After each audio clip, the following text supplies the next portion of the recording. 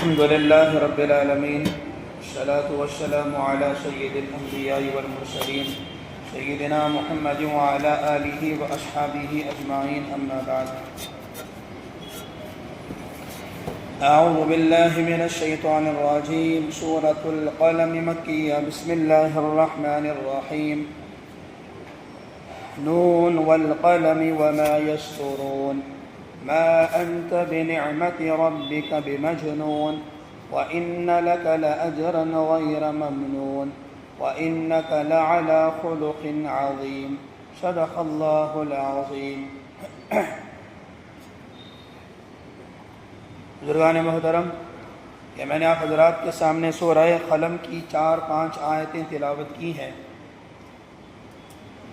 جیسا کہ گزشتہ کل بتایا گیا تھا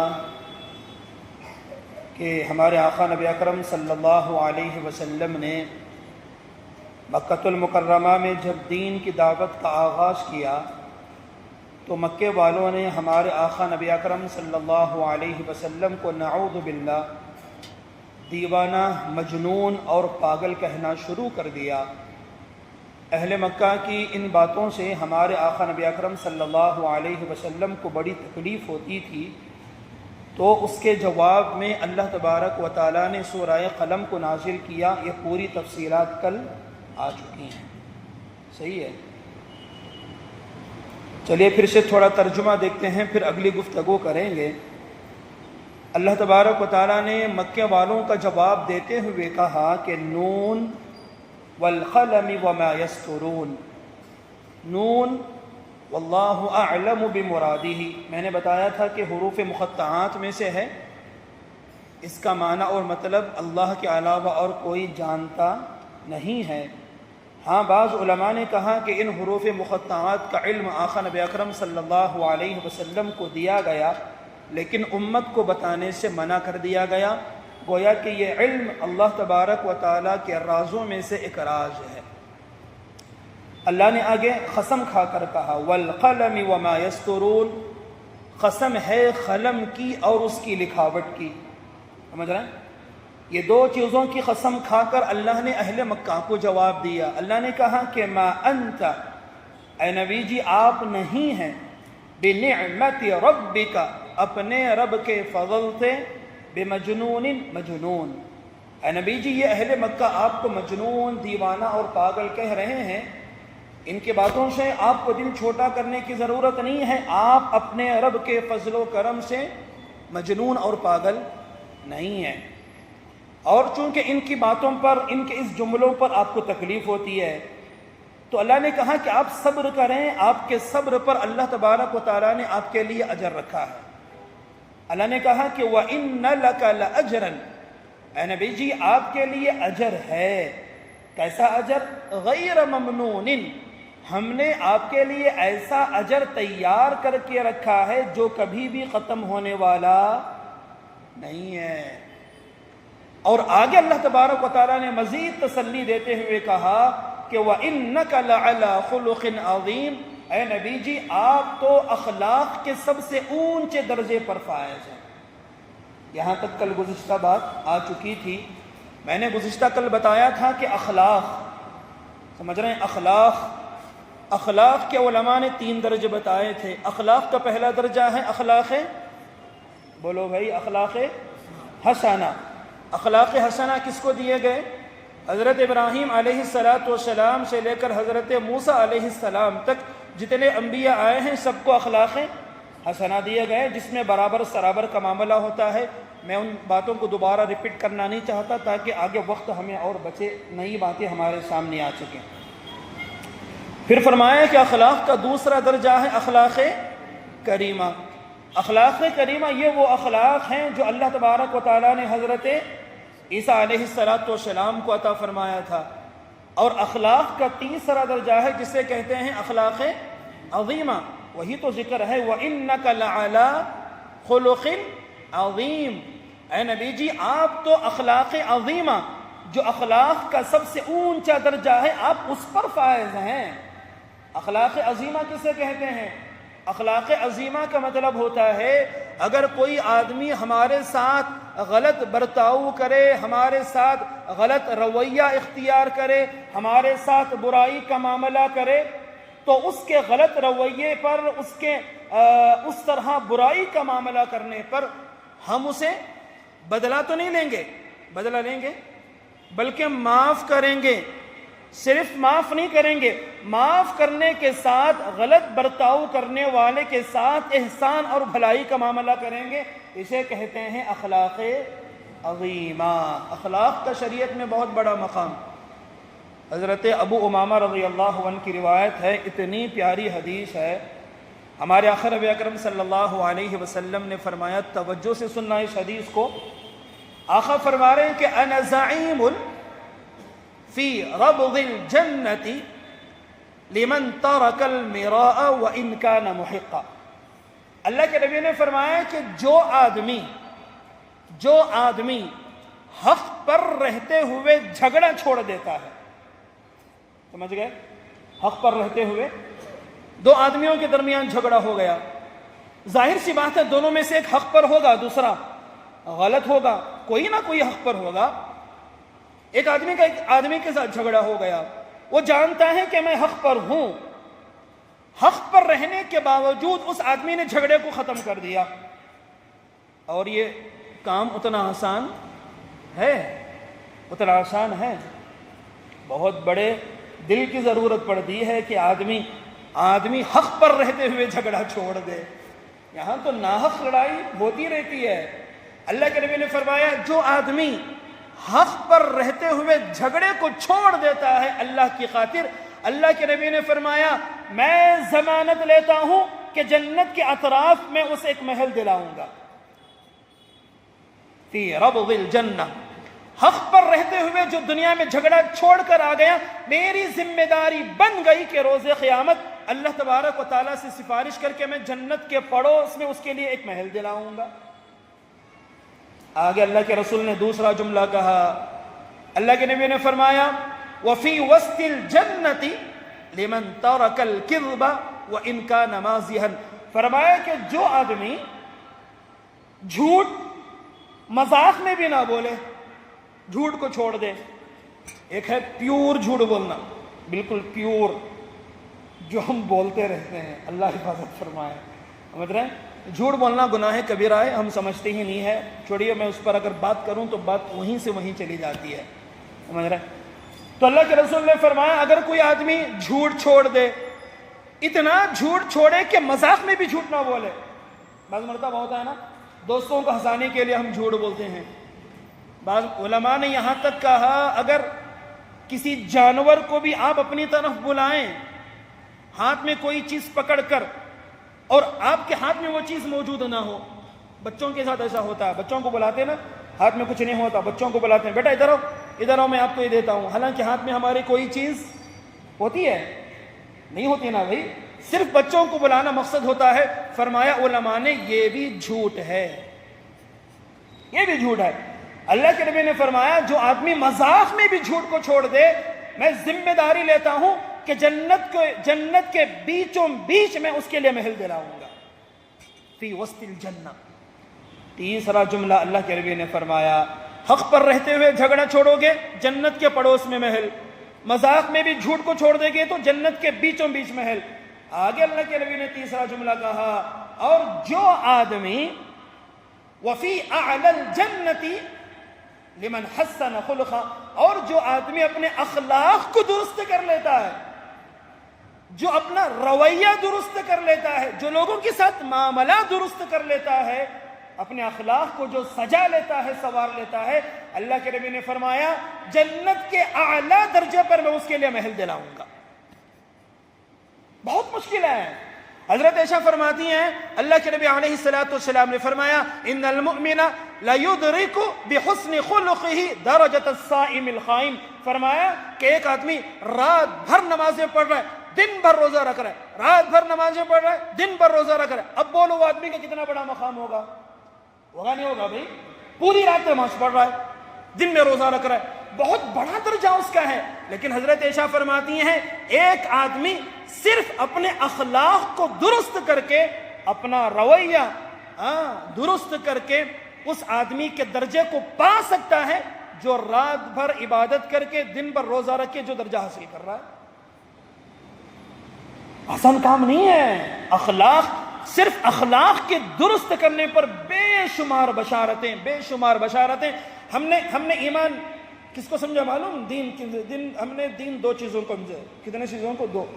ایک ایمانیات، دوسرا عبادات. ایمانیات اور عبادات. معاملات کو ہم نے دین نہیں سمجھا. معاشرت، ایک دوسرے کا حق ادا کرنا، اسے ہم نے دین نہیں سمجھا. اخلاق تو ہمارے چیپٹر میں ہے ہی نہیں. تہجد گزاروں کے اخلاق کا عالم کیا ہے معلوم؟ بہت آسان ہے. میں سمجھتا ہوں نمازی بننا بہت آسان ہے. کیا حضرت صحیح ہے؟ نمازی بننا بہت آسان ہے. روزہ دار بننا بہت آسان ہے. حاجی بننا بہت آسان ہے. لیکن ایک با اخلاق انسان بننا اتنا آسان نہیں ہے. برس گزر جاتے ہیں تب جا کر آدمی کے اخلاق درست ہوتے ہیں. اتنا آسان نہیں ہے. ذرا پڑھو ہمارے نبی کی سیرت کو. اللہ نے ٹائٹل دے دیا، کہا کہ آپ اخلاق کے اونچے درجے پر. بے شمار واقعات، دو چار واقعات میں آپ کے سامنے رکھنا چاہتا ہوں. دعا کریں اللہ تبارک و تعالی آقا نبی اکرم صلی اللہ علیہ وسلم کے جو پاکیزہ اخلاق ہیں نا، ان میں سے ایک خطرہ ہمیں بھی عنایت فرمائے. ہم تو بن گئے. ایک خطرہ، ایک چھٹانگ بھی اگر مل گیا ان کے اخلاق میں سے، تو میں سمجھتا ہوں میری آپ کی سب کی بگڑی بن گئی. روایتیں بتاتی ہیں کیسے پاکیزہ اخلاق پیارے آقا کے. اللہ نے چپ کے نہیں کہا اخلاق عظیمہ. مشہور واقعہ آپ نے سنا ہے. آقا نبی اکرم صلی اللہ علیہ وسلم نے شروع میں مکۃ المکرمہ میں جب دین کی دعوت کو دینا شروع کیا نا، تو مکے میں کھلبلی مچ گئی. حیران پریشان، یہ محمد کس کی دعوت دے رہے ہیں؟ کیا ہو رہا ہے؟ ایک مرتبہ آقا نبی اکرم صلی اللہ علیہ وسلم مکے کی گلیوں سے گزر رہے ہیں، تو آپ نے ایک بوڑھی عورت کو دیکھا کہ وہ ایک سامان اپنے سر پر رکھ کر کہیں جا رہی ہے. بہت بوڑھی ہے. اللہ کے نبی کا مزاج تھا کمزوروں کی مدد کرنا. کس کی مدد کرنا؟ کمزوروں کی مدد کرنا. ہم کس کی مدد کرتے ہیں؟ ظالموں کی. کس کی؟ صحیح ہے بھائی، میں جھوٹ بول رہا ہوں؟ ظالموں کی مدد ہم کرتے ہیں. سمجھ رہے ہیں؟ کمزوروں کی مدد کرنا اللہ کے نبی کا مزاج. اللہ کے نبی جا رہے ہیں، دیکھا کہ ایک عورت سر پر سامان رکھ کر جا رہی ہے، تو اللہ کے نبی گئے اس کے پاس، کہا کہ ماں آپ اگر اجازت دیں تو میں آپ کا سامان اٹھانے کے لیے تیار ہوں. آپ جہاں تک جائیں میں سامان پہنچا سکتا ہوں. اس عورت نے دیکھا اس بوڑھی ماں نے ایک نوجوان ہے سامان اٹھانے کے لیے تیار ہے، تو اس نے کہا کہ ٹھیک ہے. اس نے اللہ کے نبی علیہ السلام کو اپنا سامان دے دیا. وہ جانتی نہیں تھی کہ یہ کون ہے. اب اللہ کے نبی علیہ السلام اپنا سامان اس کا اپنے سر پر رکھ کر اس کے ساتھ چل رہے ہیں. اب وہ بوڑھی ماں جو ہے اللہ کے نبی علیہ السلام کو راستے میں نصیحت کرتے ہوئے جا رہی ہے. وہ کہہ رہی کہ بیٹا میں برس سے مکۃ المکرمہ میں ہوں. جو کچھ بھی اس نے کہا ہوگا، میری پیڑھیاں یہاں پر گزر گئیں. سمجھ رہے ہیں؟ لیکن میں نے سنا کہ آج کل ہمارے مکے میں ایک نوجوان رہتا ہے جس کا نام ہے محمد. پتہ نہیں وہ لوگوں کو کس کی طرف بلاتا ہے، وہ ہمارے بتوں کو برا بھلا کہتا ہے. اور میں نے سنا کہ اس کی زبان میں ایسی تاثیر ہے کہ وہ جس سے بھی گفتگو کرتا ہے وہ اس کا غلام بن جاتا ہے. سمجھ رہے ہیں؟ وہ اس کا غلام بن جاتا ہے. میں نہیں چاہتی کہ کبھی میرا اس سے سامنا ہو اور میرے دل میں اس کے کہنے کی وجہ سے لات و عزا، منات و نائلہ جو بت ہیں ان کی نفرت میرے دل میں آئے. میں نہیں چاہتی کہ زندگی میں کبھی اس کی صورت دیکھوں. اس لیے میں مکہ چھوڑ کر آج جا رہی ہوں. بیٹا راستہ بھر وہ نصیحت کر رہی ہے اللہ کے نبی کو، کہنے کہ بیٹا چونکہ تم مجھے بڑے بھلے نوجوان لگ رہے ہو، لہٰذا سنو تم بھی اس نوجوان سے بچنا، اس سے کبھی ملاقات نہیں کرنا. چلے گئے مکے سے باہر، جہاں جانا تھا چلے گئے. اللہ کے نبی علیہ السلام نے اس کا سامان رکھ دیا. جب رکھا سامان چلنے لگے تو کہنے لگے بیٹا تم بڑے بھلے جوان معلوم ہوتے ہو، جاتے ہوئے کم سے کم اپنا نام تو بتا کر جاؤ تاکہ میں کبھی اگر مکہ آؤں تو تم سے ملاقات کروں. اللہ اکبر. ہمیں رہتے تو ماجی کی زیارت ہو چکی ہوتی. صحیح ہے. وہ اماں جان جو بوڑھی ماں تھی انہوں سلامتی کے ساتھ منزل تک جاتی. کیا گھر والے کیا کرنا تھا؟ زیارت کا سامان جمع کرنا پڑتا. کتنا آسان ہے بھائی، کسی کے منہ پر جا کر آپ برائی کریں وہ برداشت کر لے، ہے اس مجمع میں کسی کو اتنے بڑے گردے؟ اللہ اکبر اللہ اکبر، کیسی عظیم شخصیت، کیسے پیارے ہمارے آقا، کتنے اچھے اخلاق ان کے، کچھ نہیں کہا، یہ بھی نہیں بتایا کہ میں ہی ہوں۔ جب ماں نے پوچھ لیا بیٹا بتاؤ کون ہو، کبھی مکہ آؤں تو میں تم سے ملاقات کر لوں، تو اللہ کے نبی علیہ السلام نے کہا کہ ماں جی راستے بھر جس محمد کو تم گالیاں دیتے ہوئے آ رہی تھی میں وہی غلام محمد ہوں، میں وہی محمد ہوں۔ جب اللہ کے نبی علیہ السلام کی زبان سے یہ جملے نکلے تو وہ بوڑھی ماں رونے لگی، اور اسی وقت اس نے کلمہ شہادت پڑھ کر ایمان قبول کر لیا۔ یہ ہوتے ہیں اخلاق۔ اور ایک واقعہ بولوں کہ نکو سمجھ رہے؟ بے شمار واقعات ہیں۔ آصف بول رہے ہیں حضرت کل اتوار ہے، چھٹی ہے، کوئی مسئلہ نہیں ہے۔ حضرت زید بن سعنہ رضی اللہ عنہ، سمجھ رہے ہیں، یہ یہودیوں کے بہت بڑے عالم تھے، یہودیوں کے بہت بڑے عالم تھے۔ گزشتہ کتابوں میں ہمارے آقا نبی اکرم صلی اللہ علیہ وسلم کی صفات موجود ہیں، تورات، زبور، انجیل میں علامتیں موجود تھیں۔ زید بن سعنہ وہ اپنے زمانے کے بہت بڑے عالم تھے، وہ کہہ رہے ہیں کہ مکہ المکرمہ میں نہیں، مدینہ منورہ میں آقا نبی اکرم صلی اللہ علیہ وسلم کے چہرے پر جب میری نظر پڑی تو وہ آپ کا نورانی پرکشش چہرہ دیکھ کر میرے دل نے کہا کہ واقعتاً یہ سچے نبی ہیں۔ وہ خود بھی یہود کے بہت بڑے عالم تھے، لیکن انہوں نے ابھی ایمان قبول نہیں کیا۔ کیوں؟ اس لیے کہ انہوں نے کہا کہ میں ایمان قبول نہیں کیا، میں رکا رہا۔ کیوں؟ اس لیے کہ گزشتہ تورات، زبور، انجیل میں نے آپ کی دو علامتیں ایسی میں نے پڑھی تھی جو ابھی تک مجھے آپ کے اندر نظر نہیں آئی۔ مجھے انتظار تھا کہ اگر یہ علامتیں اگر آپ کے اندر پائی جائیں تو پھر میں آپ پر ایمان لاؤں گا۔ وہ دو علامتیں کیا تھی؟ میں نے پڑھا تھا کہ آخری نبی کی علامتوں میں سے، ان کے اخلاق میں سے ایک چیز یہ بھی ہے کہ ان کا جو حلم ہوگا، ان کی جو بردباری ہوگی، ان کی جو نرم مزاجی، ان کی جو قوت برداشت ہوگی ہے نا، وہ ان کے غصے پر غالب ہوگی۔ بات سمجھ رہے ہیں نا؟ آخری نبی کی ایک علامت یہ بھی ہے کہ ان کی نرم مزاجی، ان کی بردباری، ان کی جو برداشت ہے نا، وہ قوت برداشت ان کے غصے پر غالب۔ دوسری علامت یہ، جو ان کے ساتھ جتنا برائی کا معاملہ کرے گا وہ اس کے ساتھ اتنا زیادہ بھلائی کا معاملہ کریں گے۔ یہ دو علامتیں میں انتظار میں تھا کہ دیکھوں یہ علامتیں۔ ابھی علامتیں کیسے معلوم ہوگی؟ جبکہ ساتھ میں رہیں، معاملہ کریں، تبھی تو معلوم ہوگی نا۔ زید بن سعنہ کہتے ہیں کہ میں آپ پر نظر رکھا رہا، دیکھیں یہ علامتیں آپ کے اندر ہیں یا نہیں ہیں۔ ایک مرتبہ میں مدینہ منورہ کی گلیوں سے گزر رہا تھا تو میں نے دیکھا کہ اللہ کے نبی آ رہے تھے اور ساتھ میں حضرت علی تھے۔ میں نے آپ کو دیکھ کر آپ کے پیچھے ہو گیا۔ کیوں؟ اس لیے کہ میں وہ دو علامتیں آپ کے اندر کھوج رہا ہوں، دیکھ رہا ہوں۔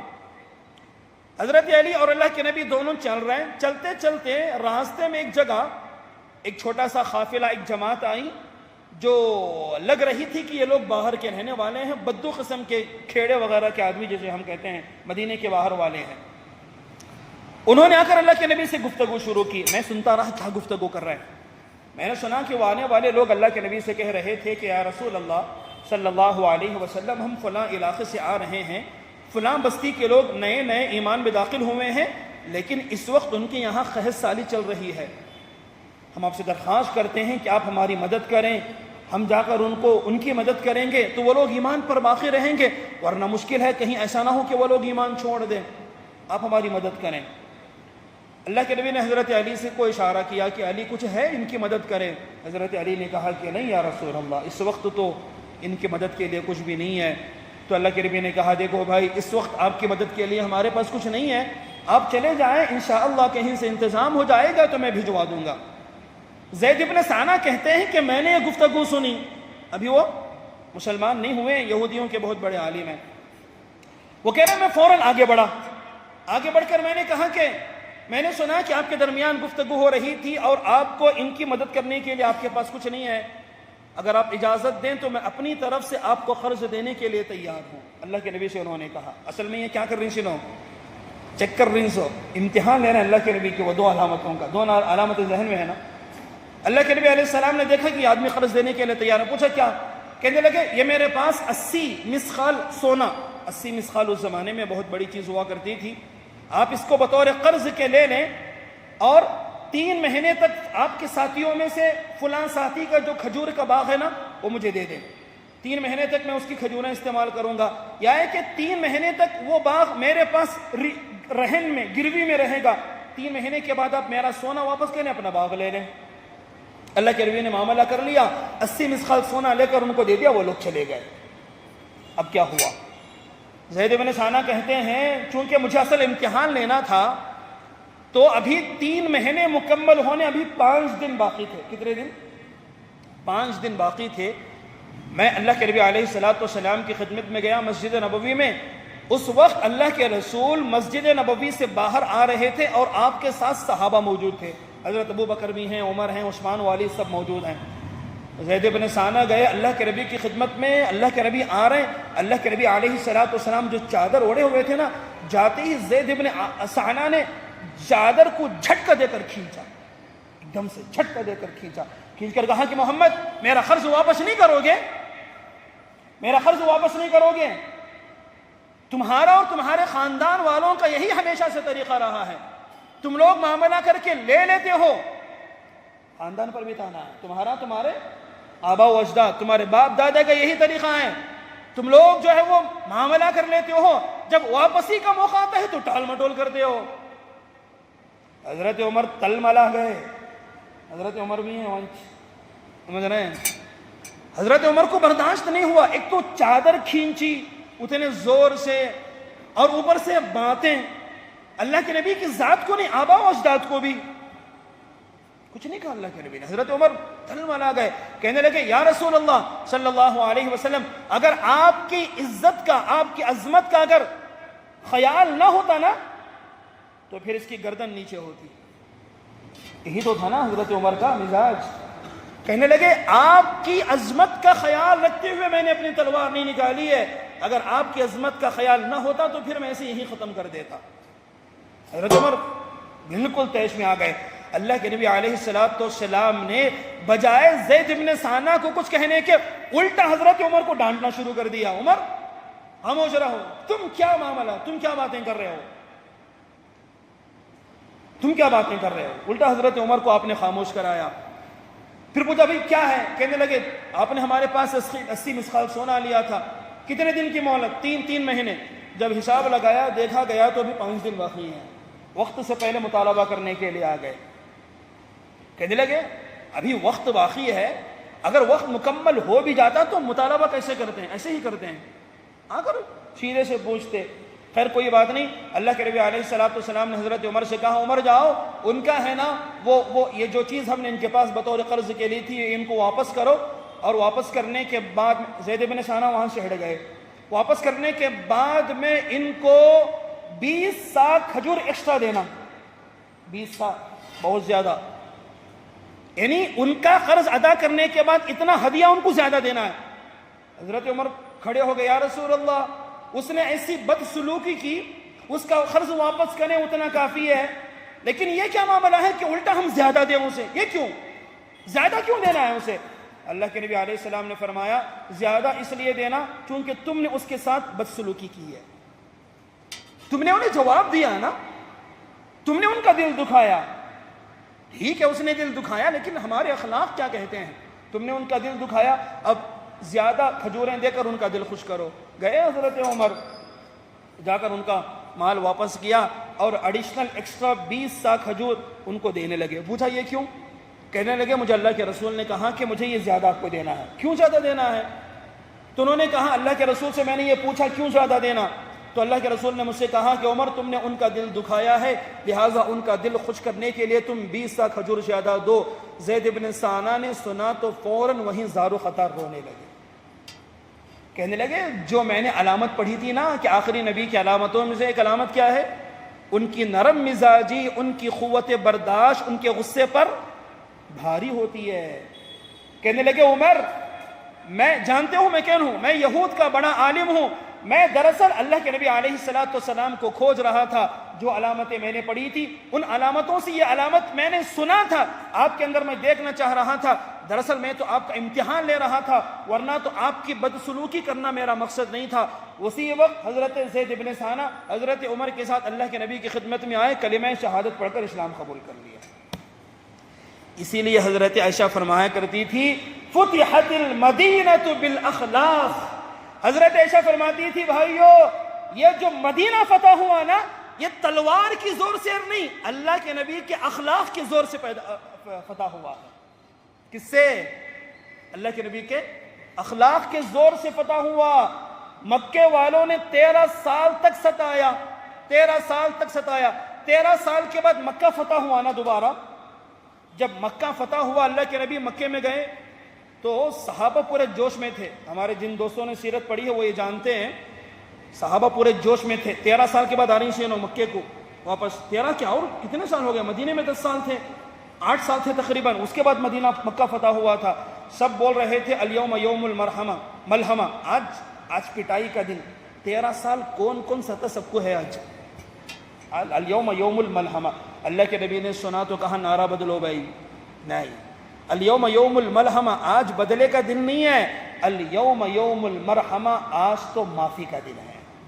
آج کس کا دن ہے؟ ایک چھوٹا واقعہ بول کر اپنی بات کو ختم کرتا ہوں. اللہ کے نبی علیہ السلام جب مکۃ المکرمہ سے ہجرت کر کے نکلے نا, ہجرت کا واقعہ آپ لوگ جانتے ہیں نا, لمبا نہیں جانا چاہتا میں. جب ہجرت کر کے مدینے سے جا رہے تھے بہت دل دکھی تھا اللہ کے رسول کا, کعبے سے بڑی محبت تھی. اللہ کے نبی نے کعبے سے کہا نا, اے کعبہ مجھے تجھ سے بہت محبت ہے, میں جانا نہیں چاہتا تھا, میری قوم نے مجبور کر دیا تو میں جا رہا ہوں. اس وقت خانہ کعبہ کی جو چابیاں جن کے پاس رہا کرتی تھی نا, ان کا نام تھا عثمان شیبی. خانہ کعبہ کا جو ڈور ہے نا بھائی, خانہ کعبہ کا جو دروازہ ہے اس کی چابیاں ان کے پاس ہوتی تھی. اللہ کے نبی علیہ السلام ہجرت کر کے جا رہے ہیں, گئے عثمان شیبی کے پاس, جا کر کہنے لگے عثمان میں مکہ چھوڑ کر جانے والا ہوں, آپ خانہ کعبہ ذرا کھول دیں, میرا دل چاہتا ہے کہ اندر جا کر 2 رکعت پڑھ لوں. عثمان شیبی نے اللہ کے نبی کو جھڑک دیا, مانا نہیں. اللہ کے نبی اسے منت سماجت کرتے رہے, اس نے خانہ کعبہ کو کھولا نہیں. اللہ کے نبی نے اس وقت ایک جملہ کہا, کہنے لگے عثمان وہ دن کیا ہوگا, آج جس مقام پر تم ہو نا, ایک دن آئے گا کہ اس مقام پر انشاءاللہ میں رہوں گا, اور جس مقام پر میں ہوں اس مقام پر تم رہو گے. آج تمہارے پاس ہے خانہ کعبہ کی چابیاں, ایک زمانہ آنے والا ہے تمہارے مقام پر میں رہوں گا. عثمان شیبی مذاق اڑانے لگے, کہنے لگے کوئی پوچھنے والا نہیں ہے, کہہ رہے ہیں کہ ایک زمانہ ان پر یہ آئے گا کہ خانہ کعبہ کی چابیاں ان کے پاس ہوگی. حالات ایسے تھے نا بھائی, بات سمجھ رہے ہیں نا آپ. ہوا کیا, ہو گئے اللہ کے نبی چلے گئے, مدینہ منورہ میں رہے. ہجرت کے 8ویں سال میں غالباً مکہ فتح ہوا. مکہ جب فتح ہوا تو خانہ کعبہ کی جو چابیاں ہیں وہ اللہ کے رسول کو ملی. فتح مکہ کا واقعہ آپ لوگ جانتے ہیں, میں تفصیل میں جانا نہیں چاہتا, کسی جگہ پڑھ لیں یا پھر کسی موقع پر سنائیں گے. تو پورا مکہ فتح ہو گیا. خانہ کعبہ کی چابیاں بھی اللہ کے رسول کو ملی. اللہ کے نبی علیہ السلام مکۃ المکرمہ میں فاتحانہ شان سے داخل ہوئے, اور اس وقت خانہ کعبہ کے اندر کتنے بھی 360 بت رکھے ہوئے تھے. اللہ کے نبی علیہ السلام نے خانہ کعبہ کو کھولا, اس پورے گھر کو صاف کیا بتوں سے, آپ نے وہاں پر نماز پڑھی. جب آپ اندر سے باہر آ رہے تھے, آپ کے ساتھ صحابہ تھے, حضرت ابو بکر بھی ہیں, عمر بھی ہیں, عثمان والی ہیں. صحابہ کہہ رہے ہر ایک کے دل میں یہ تمنا تھی کہ باہر جانے کے بعد اس کی چابیاں اللہ کے رسول مجھے دے دے. یہ چابیاں رکھنے کا شرف کسے حاصل ہو؟ خادم کعبہ. بھائی خانہ کعبہ کا خادم جن کے پاس چابیاں ہوگی, کتنا بڑا مقام ہوگا ان کا, دنیا میں بھی آخرت میں بھی, اللہ کی نظر میں بھی. حضرت ابو بکر کے دل میں چاہت, باہر نکلے کے بعد چابیاں منجے دے تو اچھا نہ, کتنی بڑی سعادت منجے. حضرت عمر کی چاہت, منجے دے دے تو اچھا نہ. صحابہ کے دل مچل رہے ہیں کہ مجھے مل جائے چابی, مجھے مل جائے. اللہ کے رسول باہر آئے. باہر آنے کے بعد اللہ کے نبی نے پوچھا, بھائی وہ عثمان کہاں ہے بھائی؟ کون عثمان؟ جو کسی زمانے میں یہاں کے متولی تھے, چابیاں جن کے پاس تھی, جنہوں نے مجھے 2 رکعت ادا کرنے نہیں دیا. عثمان کہاں ہیں؟ شیبی وہاں ہیں, ان کو حاضر کرو. عثمان شیبی، ان کو اللہ کے نبی کی خدمت میں حاضر کیا گیا. کل تک وہ آقا تھے، آج غلام تھے. کل تک حاکم تھے، آج محکوم تھے. کچھ بھی نہیں چلتا ان کا. اللہ کے نبی علیہ الصلوۃ والسلام نے کہا عثمان یاد ہے ایک دن میں نے آپ سے کہا تھا کہ عثمان اس دن تمہارا کیا حال ہوگا جس دن تمہارے مقام پر میں رہوں گا اور میرے مقام پر تم رہو گے. اللہ نے وہ دن آج لایا ہے کہ خانہ کعبہ کی چابیاں میرے پاس ہیں. جس مقام پر تم تھے آج اس مقام پر میں ہوں، اور جس مقام پر میں تھا آج تم اس مقام پر ہو. اب کیا بولو گے؟ تو چونکہ عثمان شیبی اللہ کے نبی کے اخلاق کو جانتے تھے، انہوں نے کہا اخن کریم نبی کریم. میں آپ کے بارے میں بس یہی کہتا ہوں کہ آپ بڑے با اخلاق میرے بھائی ہیں، بڑے با اخلاق نبی ہیں.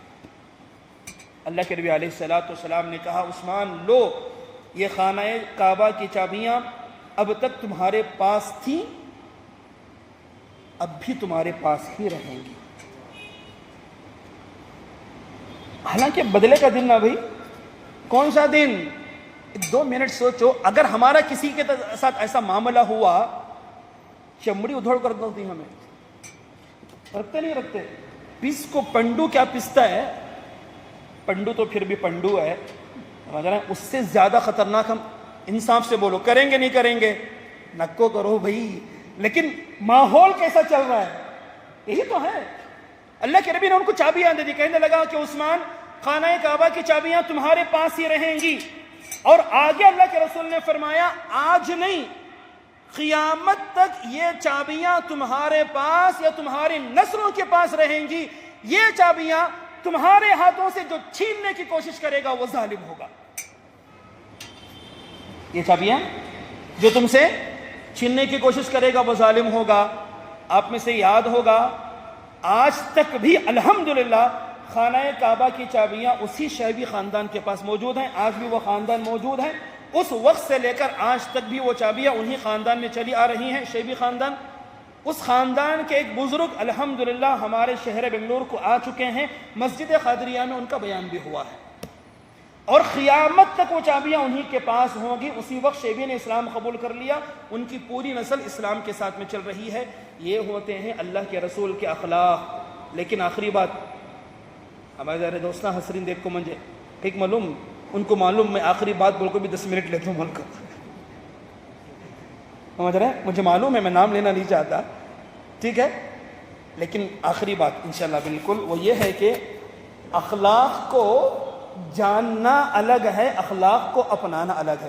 اب تک ہمیں اخلاق کے بارے میں کیا کرے سو جانے سو معلومات کرے سو، لیکن اخلاق کو اپنی زندگی میں لانا. بو علی سینا کا نام سن کو ہی؟ بو علی سینا نہیں سنے آپ تو ماشاءاللہ ایجوکیٹڈ لوگ ہیں. اس کا نام تو بڑا فلسفی تھا، بڑا فلسفی تھا بو علی سینا، بہت بڑا. اس کی قانون کی کتابیں آج بھی موجود ہیں. بو علی سینا کے زمانے میں ایک بزرگ رہا کرتے تھے. وہ بزرگ کے سامنے کسی آدمی نے آ کر بو علی سینا کی تعریف کی. بو علی سینا تو ماشاءاللہ فلسفی ہے، ایسا ہے ویسا ہے فلاں ہے فلاں ہے. اور بزرگ نے کہا کہ ٹھیک ہے آدمی تو ٹھیک ہے علم رکھتا ہے، لیکن ایک جملہ انہوں نے کہا فارسی میں اخلاق ندارد. کیا کہا؟ اخلاق. آدمی تو ٹھیک ہے علم رکھتا ہے لیکن اخلاق نہیں رکھتا. کیا بول رہی؟ بولو اخلاق ندارت. فارسی کا جملہ ویسا بولے تو اخلاق نہیں رکھتا، اخلاق نہیں ہے اس کے پاس. اس طرح کہا بزرگ نے. وہ بات کسی طرح بو علی سینا کو معلوم ہو گئی کہ فلاں صاحب نے میرے بارے میں ایسا کمنٹ کیا. اب انہوں کیا کریں معلوم؟ پین بھی بک لے کو بیٹھ کو اخلاق کے بارے میں لکھے لکھے لکھے. اخلاق بولے تو کیا، میں کل سے 2 دن بول رہا ہوں، بہت بڑا چیپٹر ہے اخلاق کا. تو اخلاق کی 30 قسمیں ہی، یہ اخلاق ہوتا ہے وہ ہوتا ہے. فل بلہ کے بکا رگدل کو ایک گدے کے اوپر وہ سارے بکس گدش نہ اس زمانے میں لاد کر انہوں نے وہ پورے بک وہ آدمی کے پاس، وہ بزرگ کے پاس بھیج دیے. بولے دیکھو انہوں نے کہا تھا نا اخلاق نہیں رکھتا، مجھے معلوم اخلاق کے بارے میں یہ سبھی. وہ بزرگ کی خدمت میں بو علی سینا کی اخلاق کی کتابیں جب پہنچی نا، انہوں نے ٹھنڈا سانس لیتے ہوئے کہا کہ میں نے کب کہا تھا کہ اخلاق نمی داند. سمجھ رہے ہیں؟ علماء اس جملے کو زیادہ سمجھ سکتے ہیں، اس لیے کہ آپ لوگ فارسی جانتے نہیں ہیں. میں نے کب کہا تھا کہ اخلاق نمی دانت، گفتم کہ اخلاق ندارت. انہوں نے کہا میں نے کب کہا تھا کہ وہ اخلاق نہیں جانتا؟ ارے مجھے معلوم وہ اخلاق تو میرے سے زیادہ جانتا ہے تبھی تو اس نے بکاں لکھ دیا نا۔ میں نے تو یہ کہا تھا کہ وہ اخلاق رکھتا نہیں ہے۔ اخلاق کا جاننا، اخلاق کا علم حاصل کرنا الگ ہے، اخلاق کو اپنی زندگی میں اتارنا الگ ہے۔ یہ دونوں باتیں الگ الگ ہے، اس لیے ہمیں بھی اخلاق کو اپنی زندگی میں اتارنے کی ضرورت ہے، بہت زیادہ ضرورت ہے۔ آج سب سے زیادہ کمی تو اخلاق کی ہی ہے۔ میں نے کہا نا، نمازی بننا آسان، روزہ دار بننا آسان، حاجی بننا آسان، لیکن بااخلاق اللہ کے واسطے اپنی زبانوں کو کنٹرول میں رکھو گئی، چہرہ مسکراتا رکھو۔ کیا مٹھی ڈالنے کو جانے کا ہے؟ کل ہے تو آج ہیں تو کل نہیں ہے۔ چھوٹی زندگی محبتوں کے ساتھ جیو، مزے میں جیو۔ مزے کا مطلب محبتوں کے ساتھ جیو۔ کوئی نقصان کر رہا ہے معاف کرو، معاف کرنے کا مزہ بھی الگ ہے، معاف کرنے کا مزہ بھی الگ ہے۔ اس لیے اخلاق کو ہمیں اپنے اندر لانے کی ضرورت ہے، اور اخلاق سب کے ساتھ کرنا، غیروں کے ساتھ بھی، اپنوں کے ساتھ بھی۔ اپنوں میں دوستوں کے ساتھ بھی، بہن کے ساتھ بھی، بھائی کے ساتھ بھی، بھائیوں کے ساتھ بھی، بچوں کے ساتھ بھی، بیوی کے ساتھ بھی۔ اصل اخلاق تو بیوی کے ساتھ، یہ بہت بڑا خطرناک معاملہ ہوتا ہے۔ یہاں کر آدمی ہار جاتا ہے، ایمان کے لالے پڑ جاتے ہیں۔ بس اللہ تبارک و تعالیٰ سے دعا ہے کہ اللہ تبارک و تعالیٰ ہمیں بھی اخلاق کو اپنانے کی توفیق عطا فرمائے۔ آقا نبی اکرم صلی اللہ علیہ وسلم کے جو پیارے اخلاق تھے، اس کا ادنا سا حصہ اللہ تبارک و تعالیٰ ہمیں بھی نصیب فرمائے۔ آمین۔ وآخر دعوانا الحمدللہ رب العالمین۔ سبحان اللہ۔